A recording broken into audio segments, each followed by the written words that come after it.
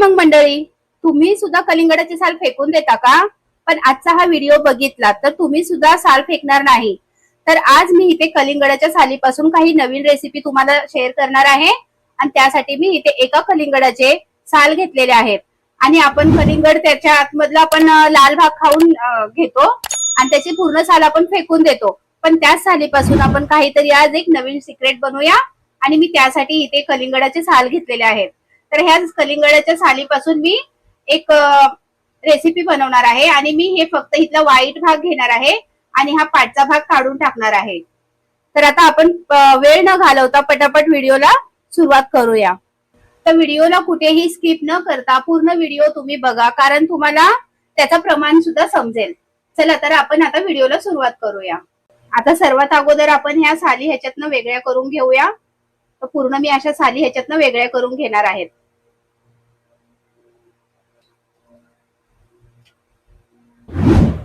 आणि ह्यातला फक्त मी पांढरा भागच ठेवणार आहे,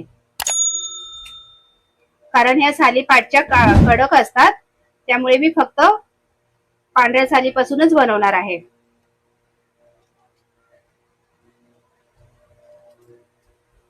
तर अशा प्रकारे आपल्याला साल घ्यायची आहे. आता मी ह्याच्या पूर्ण साली काढून घेते. तर आता आपण अशा प्रकारे सुद्धा ह्याची साल काढू शकतो, किंवा आपण जसं की आपण बटाटे वगैरे छिलतो त्या छिलणीने सुद्धा आपण पाठच्या साईडने असं साल याची वेगळी करू शकतो. तर अशाच प्रकारे आपण पूर्ण साल काढून घेऊया. आता तर बघू शकता अशी मस्त साल आपली निघालेली आहे. तर आता मी पूर्ण साल काढून घेते. आता बघू शकता मी असं वेगळ्या करून घेतलेल्या आहेत. आता ह्याला मी कट करून घेणार आहे. सगळ्याचे मी असे पीसेस कट करून घेणार आहेत. अशा प्रकारे असे मोठे मोठेच पीस आपण कट करूया. आता हे सर्व पीस मी कट करून घेते. आता सगळे पीस मी कट करून घेतले आहेत. तर तुम्हाला एक सिक्रेट दाखवणार आहे. तर आपण ह्याच्यामध्ये कलर न टाकता आपण बीटचा वापर करणार आहेत. असेच अजून एक सिक्रेट आहे, जे तुम्हाला बघायचं असेल तर तुम्ही पूर्ण व्हिडिओ वॉच करा, म्हणजे तुम्हाला समजेल. आता मी बीट सुद्धा तसेच बारीक कट करून घेणार आहेत. ह्याच्या मी साली सुद्धा वेगळ्या करून घेणार आहेत.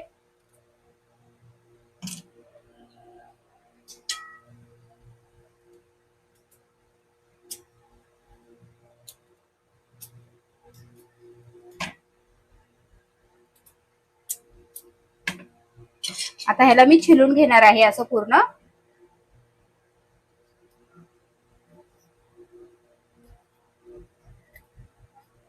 अशा प्रकारे आपण सगळे बीट छिलून घेऊया दोन्ही पण. आणि ह्याचे सुद्धा मी काप करून घेणार आहे छोटे.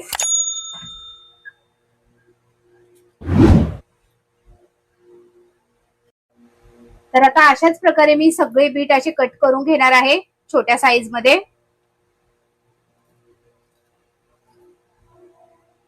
दोन्ही पण बीट मी असे कापून घेतलेले आहेत कट करून.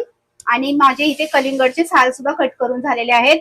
आता ह्याला मी मिक्सर मध्ये लावून घेणार आहे. ह्याला 4 ते 5 शिट्ट्या मी देऊन घेणार आहे, चांगले असे मऊ होईपर्यंत.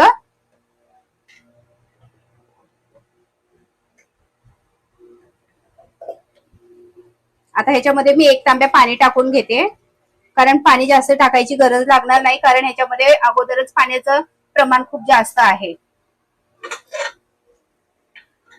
तर चला आता ह्याला मी गॅसवर ठेवून घेते.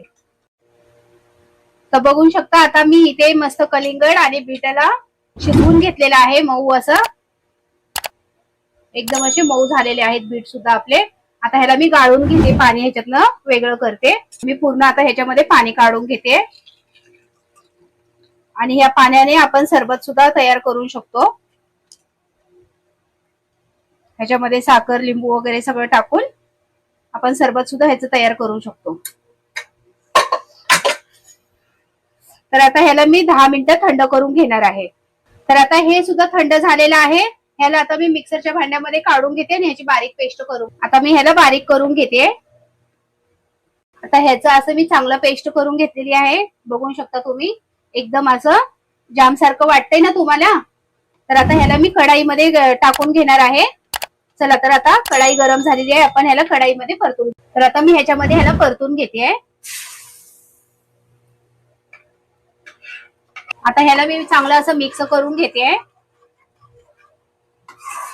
तुम्ही सुद्धा घरच्या घरी असंच जाम बनवू शकता, जेणेकरून पोरांना आपण बाहेरच्या मार्केटच्या जाम पेक्षा तर घरचा स्वादिष्ट आपला जाम असतो आणि हेल्दी सुद्धा असतो. आणि हीच तर ती सिक्रेट आहे जे मी तुम्हाला दाखवणार आहे. तर बाहेरच्या मार्केटच्या आपल्याला जाम मध्ये काय असतं, साखर असतं.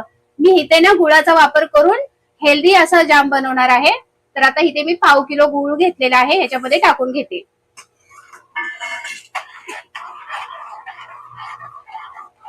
तर आता ह्याला आपण मीडियम गॅसवरती 10 ते 15 मिनिटं मी ह्याला चांगलं असं शिजवून घेणार आहे.